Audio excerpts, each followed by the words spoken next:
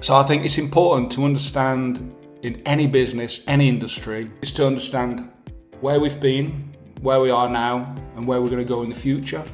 Profit Pilot. Hello, welcome to video 2 of how to run e-commerce businesses from 2.5 decades worth of veteran experience. So I think it's important to understand in any business, any industry, is to understand where we've been, where we are now, and where we're going to go in the future, potentially. Obviously, we never know what the future's going to hold, but history doesn't repeat itself, but it has a tendency to rhyme.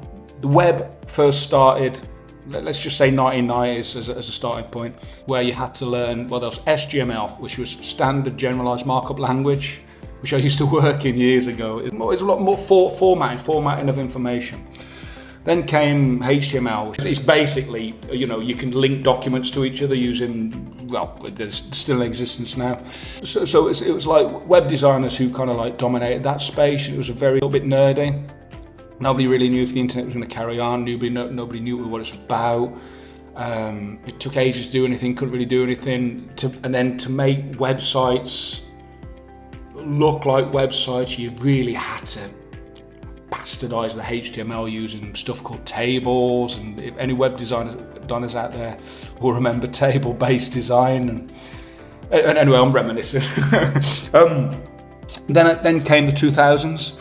So with the 2000s, people like me would design websites based for the search engines. So what you could do is, you could get your websites ranking quite easily for certain search terms because the algorithms were very, very basic.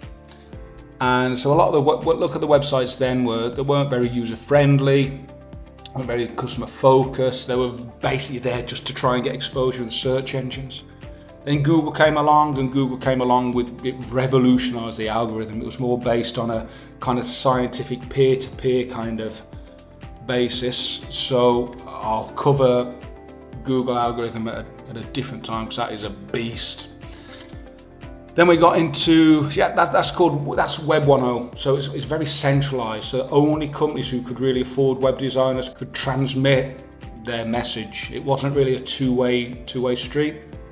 2010, you started to see the emergence of Web 2.0, which was where user-generated content came into play as well. So you had Facebook, you had blogs, and it's still kind of centralized because with any of those platforms, you are the product. If you use a service for free, you are the product. They're just capturing your data. That was the emergence of Web 2.0. 2020 is starting to get into what's called Web 3.0. So these are just different stages of growth on the internet. So it was the iPhone 1, iPhone 2, iPhone 3. And so with Web 3.0, we're starting to see it now, the emergence of blockchain technology, which is going to revolutionize a lot of industries. Doesn't matter how much governments will try and stop it and restrict it. Cryptocurrencies, blockchain, Bitcoin, which is not blockchain, it's built on the blockchain layer, so it's a network, it's a kind of software. Machine learning, artificial intelligence, you're starting to see this everywhere now. It's starting to explode. And it's becoming more decentralized. So at the minute, you've got websites that live on a server. And what you'll start to see is websites existing. It takes a bit of a paradigm shift to understand it all, but they're all going to start working independent. It's going to become very decentralized. So when you start to look at 2030, I think you're going to start to see a lot of cryptocurrencies. There'll be a lot of artificial intelligence. I think the internet's going to be a much different place.